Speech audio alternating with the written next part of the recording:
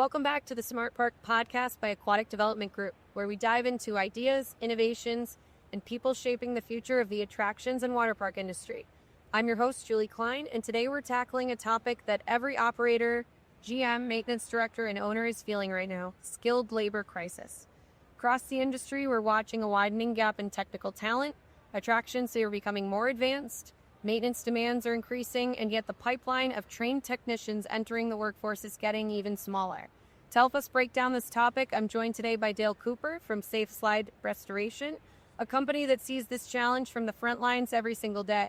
Safe Slide isn't just restoring slides, they're working side by side with parks across the country.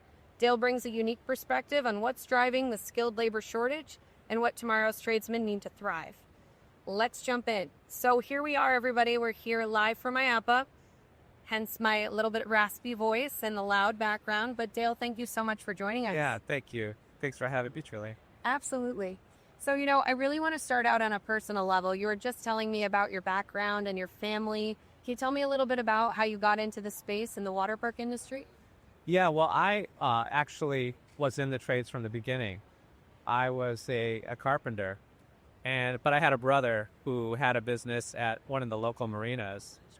And so what he would do is he would sell boats. He was a broker, but also repair them. And one day I just had the day off of work, and he said, "I could use your help."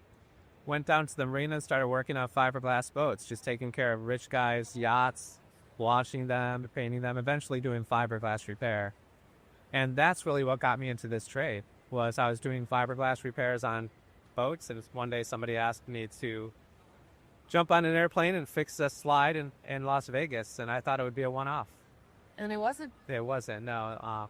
In fact, when we got done with that slide, I looked at the two guys working with me and said, "Guys, that's probably going to be the last water slide that we fix. Let's get back to what we do, our core business." But the next year, we started getting phone calls. It's awesome. And, I think one of the best ways you learn something is by getting your hands dirty, right? You started doing it yourself, and then you were able to share that experience with the industry. That's it. That's exactly right. And when we started to observe the trade of fiberglass repair on slides, what we recognized was there was just no standards. There were standards for manufacturing the slides, but not really repairing them. It was really like the wild, wild west out there. Yeah. And so you were a part of setting that standard. Well, yeah, we started to really bring the skill set that I had acquired from repairing boats and yachts and saying what kind of products would work best on the slides, and then developing the techniques and really trying to standardize them and deliver those to the industries as far as best practices goes. What was one of, when you started getting into this space, what was a real challenge that you saw? What was a bad experience or a really challenging experience you had to overcome? Yeah, it was really just gaining credibility. Because I think there was a lot of products being used on the slides experimentally. And so we felt like our skill set from working on yachts and that could sink, you had to do the job right. That's right.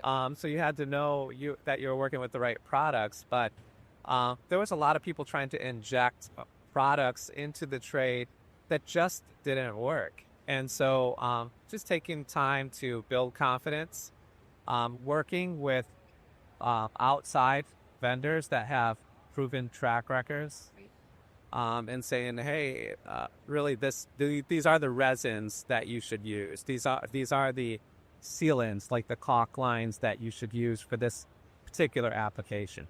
So it kind of leads me into a good segue into some of the topic we're going to talk about today is education.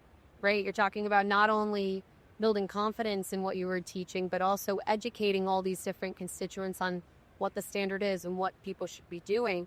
So, we're talking about this crisis of a labor shortage. Can you kind of talk about what you're seeing in the industry as part of that problem? Yeah. The labor crisis really isn't confined to our industry. I'm a tradesman from the beginning, and I talk to a lot of different contractors, a lot of different tradesmen, and so this is across the board. As I talk to other business owners that are tradesmen, they're saying we just can't find people. And so, I remember I'm from Michigan, and we would go to the Upper Peninsula on vacation. To this day, I have a lake house there. But we'd always cross over the Mackinac Bridge. And one of the things that intrigued me was the people painting the Mackinac Bridge. I just always thought that's such a great, the heights. Oh my gosh. So I had an opportunity to talk to the contractor that was doing that. And this was probably about 10 years ago. I'm kind of a nerd when it comes to my trade, so I was interested in his processes and what's going on. But one thing he said really stuck with me. He said the average age of one of his painters was 40 years old. With 40. This was 10 years ago. Since then, I've done some research, heard people speak on the subject like Mike Rowe from Dirtiest Jobs. And he said, Mike Rowe says the average age of a skilled tradesman is 50 years old. Incredible. Yeah, and for every 5 leaving the trade, 3 are coming in. Yeah. So you just do the math, but those are statistics. Those are real life statistics. But you don't need them. Everybody knows. I mean, at ADG or just talking to different people, everybody's saying I can't find people that are skilled trades to work on whatever it happens to be. You're right that it's not just our industry. Our company actually goes to the ski area shows. For the last 5 years, they've talked about the fact that they would pay a lift maintenance individual, if they could find a lift maintenance tech, more than they would pay the GM in some places because they were so desperate for that skill set.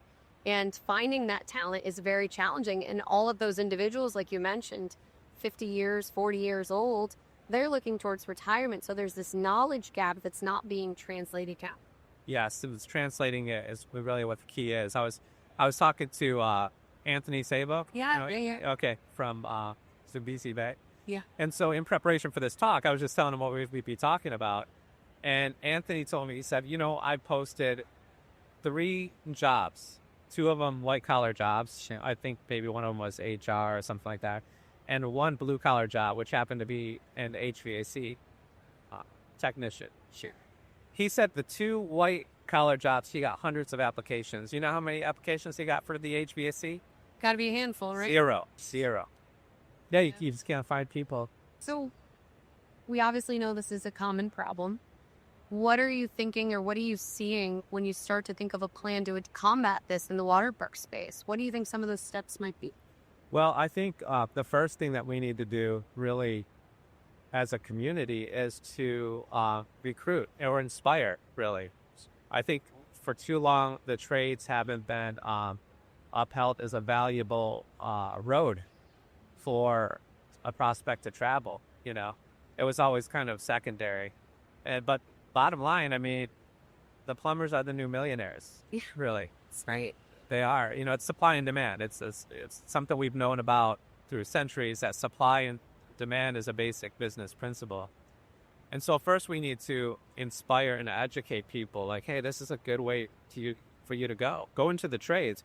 If you're wired for that, consider it as a possibility. Sure. So that's probably number one. And I would say from the standpoint of a contractor internally, I think of it in terms of 3 steps. And this is what we're doing at SafeSlide. The very first thing we need to do is document our processes. And get skilled at documenting our processes. What we think is that when it comes to documenting our processes, it needs to be a living document, something that's always getting better. So if you feel like one of your team members feels that there's a better way to do it, there's actually a process to edit your processes.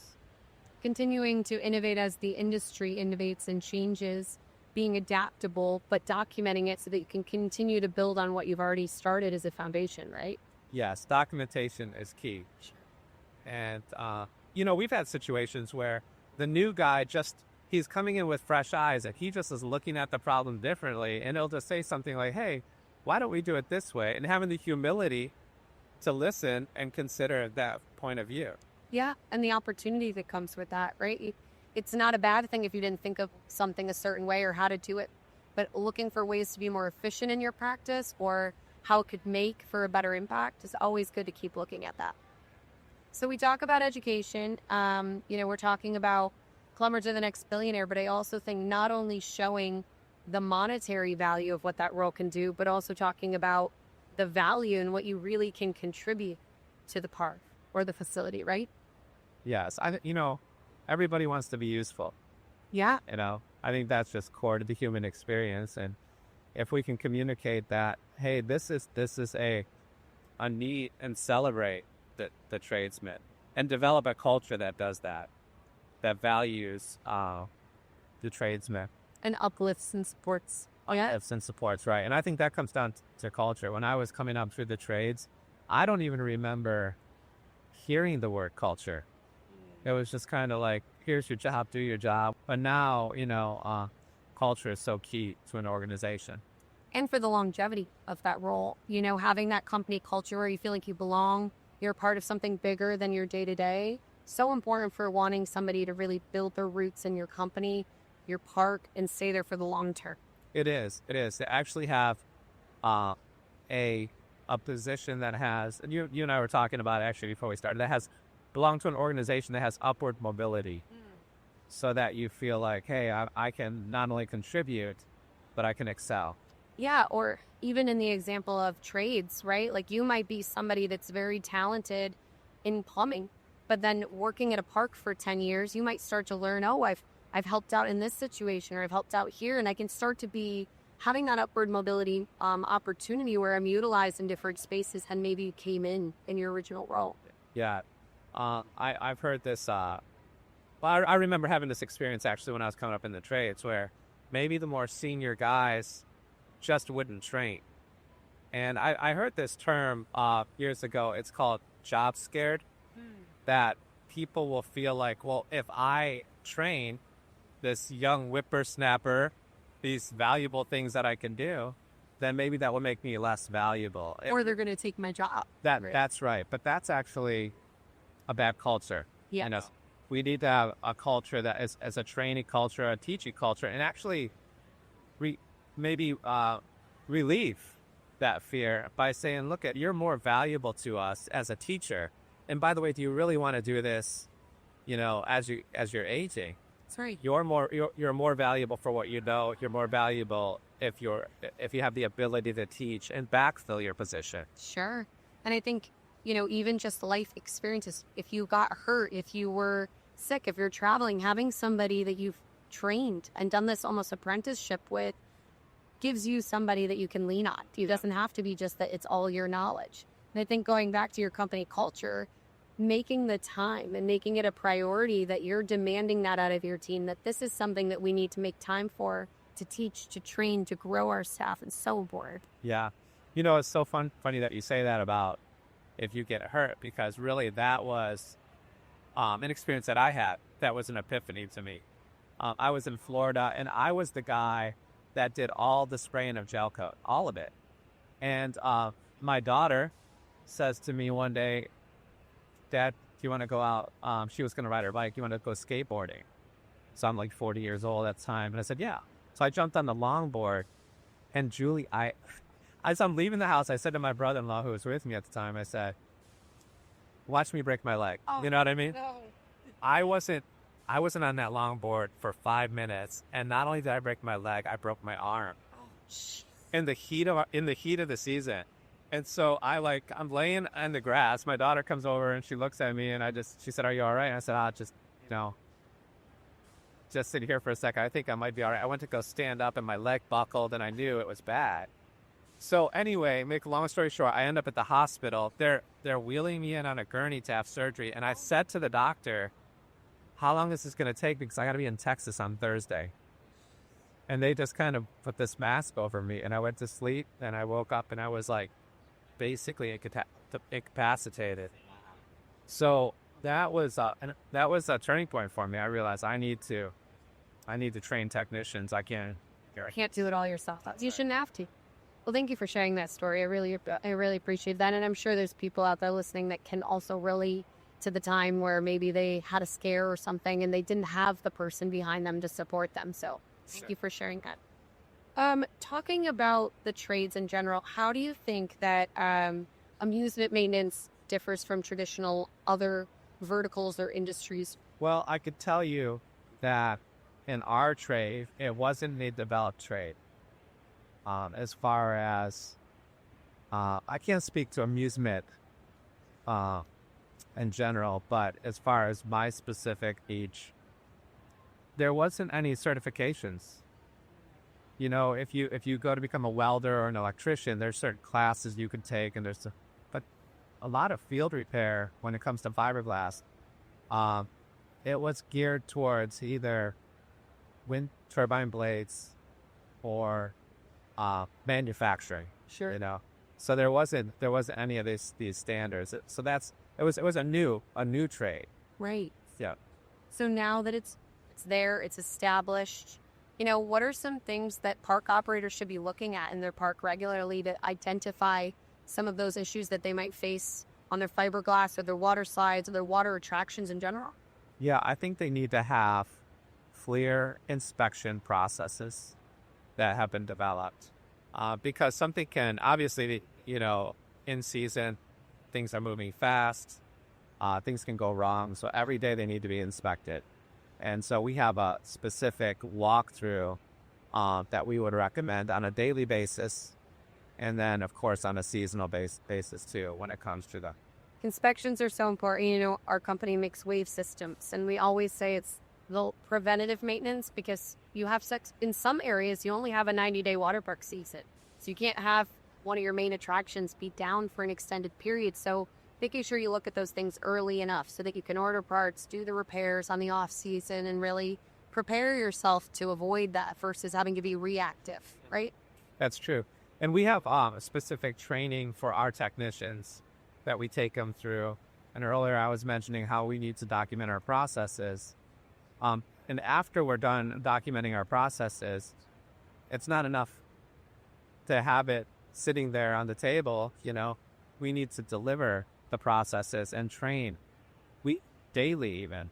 Yeah. So ongoing. yeah. So we and we need to be innovative, really, right now. I've been to several trade schools, and I look at them now. People say to me, "Well, Dale, is the answer trade schools?" And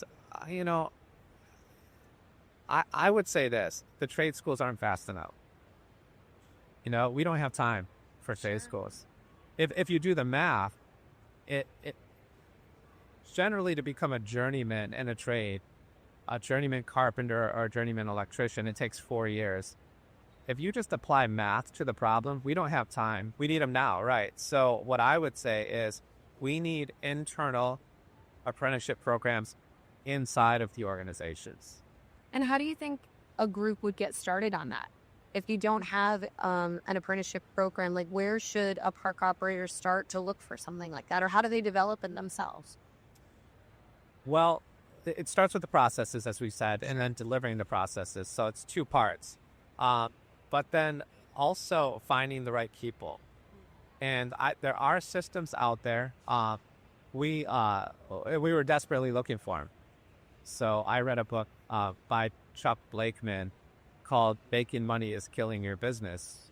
And that kind of gave me a vision for this. He endorses a process called freedom mapping. So mapping out your processes and delivering them to people. But I think at first it starts with, Julie, a lot of people are just throwing up their hands with this problem. Giving up. They're giving up. They're just saying their people aren't out there. And what I would say is, I guess I'm just, I would say I'm dangerously optimistic. I look at this and I'm like, hey, I've heard that people have just said to me in the past, if you want to make a lot of money, find a problem. Sure. And then find the solution. We've identified the problem. Everybody knows what it is. It's time for us to get aggressive. Yes. About finding the solutions in this area, the skilled trades. Right. I think that's a really great point. And, you're talking about looking for people as well. And when you're looking for people, what would you say is a mistake that an organization could do if they wanted to hire somebody for this position? What do you think one of the mistakes would be? Talking them into it. Talking them into it. People, we have all sorts of tools now for identifying the right people. There's behavioral profile tests like culture index or predictive index, these kind of things. And so really listening to them and seeing one of the things that I like to ask people is how they grew up. You know, Right. if they grew up and they were working with their parents, you know, they like to do things with their hands. You know, what do you like to do? So listen to them, and then actually maybe using a tool like a behavioral profile test to see if their minds are wired for the trades. You know, it's funny you should say that. When I think of the first quality, I almost could sum it up as curiosity. Yes. Jim Dunn, president, always tells a story about a time he was out in Kentucky Kingdom, and our founder, Herb Ellis, was like, I'd really want to know what it's like inside of the caisson where the waves are at. Jim, I'm going to give you a rope. Yeah. I'm not saying to do this to anybody, by the way. Public service announcement, do not try this at home. And he got inside of the caisson, but he learned so much about how the water moved in the space and how the equipment functioned. And that curiosity isn't something that can be taught. It's something that you really have to inherently have. And it's almost like a passion, a curiosity, and an eagerness to learn. It is, yeah. And, you know, and we need to build a team. There's different levels in the trades. There's guys that are actually craftsmen. I have those friends. I'm not a craftsman, actually. Years ago when I was working on boats, I had a customer. His name was Asa Brown. And Asa was a professor of psychiatry. And he picked up on something about me. As he came to, we became friends. And he says, you know, ADD people make great managers because they can't focus on one thing, but they can focus on 5 things at once. I thought it was a really interesting thing. And really, I thought about this for some time because he really identified me. I could walk into a project and identify the problem and tell somebody how to fix it. Right. Then I got to move on. And so there's certain people that are wired to run crews. And then there's craftsmen who you put them on that project and they're going to be so detail oriented, they're going to get it just right. So really what we're talking about here is building the team. Sure. At the different roles on a team. I think that's great. I personally can't put together IKEA furniture, so I very much value people who have that inherent natural talent. You know, a phrase you brought up to me, and we talked about a little bit in advance, was NACOM. Can you explain what that actually is and how that can be leveraged in this process? Yes. So NACOM is an internal certification that we use. Again, when we came into this trade, I started to look around for what are the standards and what are the certifications for our specific trade. And I just didn't see any. And I didn't want to make them up myself. I thought that would be unfair. So we started to go outside of our organization and look for third-party certifications or organizations that would apply to our trade. Yeah. So one of them was, at the time, MACE. So I think they've since changed their name, but the National Association of Corrosion Engineers. And then also ACMA. So ACMA is the American Composite Manufacturer Association. So the base deals with coatings, mostly for steel, but ACMA actually, they are the ones that deliver the certification when it comes to fiberglass repair. Okay. And so we started to work specifically, particularly with ACMA, say, hey, what do you guys have for our trade? And through get to know some of them over there, we started to take their best practices and adopt them to what we're doing. So this really speaks to our internal apprenticeship program that we have. And so we have NACOM represents these organizations that we've developed at different levels. So NACOM 1, 2, 3, or 4. So our technicians know where they're at in the process. Well, you know, you brought up coatings. Yes. Can you talk a little bit about the different types of coatings, the purpose of coatings, how that kind of falls into the preventative maintenance of fiberglass? Yeah, so when it comes to fiberglass, the preferred coating to refinish the slide is gel coat. And so that's the surfacing of a slide. That's what they're made of. Sure. So, you know, I don't know, this might drive our salesmen crazy, but a lot of times I'll tell our clients that I actually think gel coat is a poor coating. it's just the best that we have. One of the reasons is because the amount of millage that you can put down on a water slide. Of course, as the rider goes over it, they're going to be wearing down the coating. So millage matters. So gel coat is actually not really a paint. It's a resin. It's a polyester resin. I would like to see it replaced. There's a lot of innovative people out there, and there's a lot of things that came into the industry that haven't worked. So I think people are skeptical Sure. when new coatings come in, but I would like to see gel coat replaced with a better coating just because it has core UV I protection. was just going to say, so does some of the degradation of the coating, do you see a big difference sometimes between like body slides or different ride vehicles? Obviously, you mentioned UV, so I'm sure that plays into it. But what are some of the wear factors that go into wearing down the coatings? Yeah, so traffic matters. Yeah. How busy this? I get this question all the time. How long will the gel coat last? And I'm like, well, how many riders do you have? You know, or like you mentioned, it's the slide outside Sure. because the sun just beats it up pretty good. Yeah. And then also the environment as far as, you know, some of our customers might be on the ocean. Salt water is really pretty corrosive. So it really comes down to the environment, the usage. You know, if the slide is on an indoor park, obviously it's not going to have the sun beating it up like the other parks. How would a maintenance staff or somebody on a park operating team start to notice some of that wear? What are some of the telltale signs? So if the slide should be walked daily because a fracture could happen anytime, a void or a chip. But there's two areas I would say to always look at. One is the seams. For some reason, the seams tend to be a little bit raised. And so that's where it's going to start to wear in the beginning. Okay. Yeah. That's where we've noticed is right at the seams. That's where you'll start to see the wear through. The other thing is where the slide is sitting in the water at the end of the slide. And the reason I say that, it's actually for a different reason, is because other than where there's a problem that we face is blistering. Oh, okay.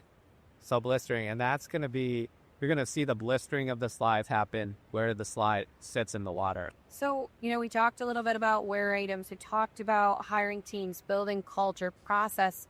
Have you had an experience of somebody that was a new hire that grew into a skilled technician? Can you give us an example or a story that you might have had personally? Yeah, so we look for two things when we're hiring. One of the things that we look for is if they're wired for it, which we talked about, but also our core values. And we hire around our core values. And so one of our core values is personal responsibility. We just want people that just are owning it, you know. So one of the things we always say is if you're not making mistakes, you're not working hard enough. We just want you to own it. But there was one guy in particular who we were interviewing. And he wasn't interviewing very well. And I was actually listening in on the conversation or the interview. And he had got fired from a really low entry job. And so that wasn't showing really well. Right. But at the end of the interview, I asked him this question. I said, hey, one more question. I said, when you got fired from that job, I said, was that your fault or was it your manager's fault? And I kind of set him up a little bit. I just said, because I've had, managers that were unfair to me in the past. And he said, no, it was 100% my fault.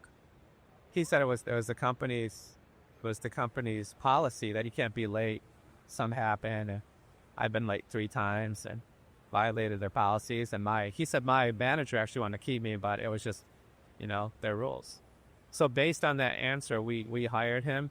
And then years later, he ended up running work for us. So we just feel like, to work on the road, that the guys that work really well with us are guys that are trying to hit the reset button. And he fit the profile. I think the best way to describe that is he held himself accountable, right? it's so easy to defer to, oh, this situation or this person made me do this, but he held himself accountable. And I think there's something really commendable about that personality trait, because you know that if you have him out in the field and you need to rely on him, that you can trust his word of what he's coming back with. So it's a really great story. It's a great story. So what advice would you give to somebody who is a young person looking for a career that might want to get into trades, or that you would like to give as a piece of advice? I would say get into the trades, you know, because it's not, if somebody wants to enter the trades, you know, there's so much opportunity. Right. And so you just have to pick where you want to go. And what I would say is to make sure that you go into a trade that has upward mobility, you know. So, you know, when I was a carpenter, we started framing houses, you know, and that was a specific skill set. But the thing that surprised me was, oh, now that you know how to frame houses, you can learn to do trim carpentry, or you can learn to be a cabinet maker. Right. And there's really no end. I mean, to that trade. And it's the same thing in the electrical trade. You can start with wiring houses, but then there's industrial and commercial skill sets there.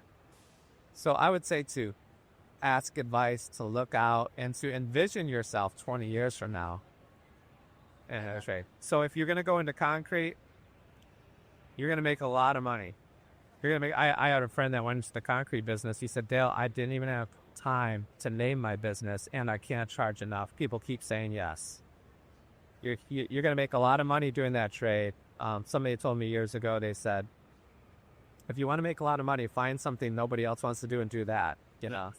So if that's your goal, money, concrete would be a great thing. But let's face it, when you're 50 years old, you don't want to be out there doing that. So you're going to be wanting to run your own crew or have your own business and pass that skill set along. So look out into the future and ask some questions. Look for what different opportunities are out there, but also think of how you can take that skill set and continue to grow and evolve and look for new opportunities. Yes. And then the other thing I would say is make sure that if you're being hired on in a company, make sure that they have a culture of teaching, that you're going to learn. Continue to grow in love that. Sure. Any last words that you might have, Dale, that we didn't cover today? You did a great job. I would just say this to any business owners, to put the time in to develop that internal apprenticeship program, because the payoff is great. The payoff is great. There's no better investment. I heard what about a book, and it said that when it comes to investments, if you invest back into your own business, there's a minimum up a 50% return on investment in the trades. And I think that's low. I think it's worth doing. Absolutely. Investing in your people, making sure they feel valued and want to stay and have the opportunity to be curious, learn, and grow. So, Dale, thank you so much. It's been such a pleasure having you on the Smart Park podcast here at IAAPA. It's the last day. We made it through the show. Is it a good show? It's been a great show. And I think I was talking to some people. You really, it's your measurement, right? So the relationships are great, and then you get back and the dust settles and you get to see really what the results of the show were. But this has been a great show. It's been busy. It's been a lot of excitement, and it was really great to have you on the podcast. Thank you so much, Dale, and that's it for today.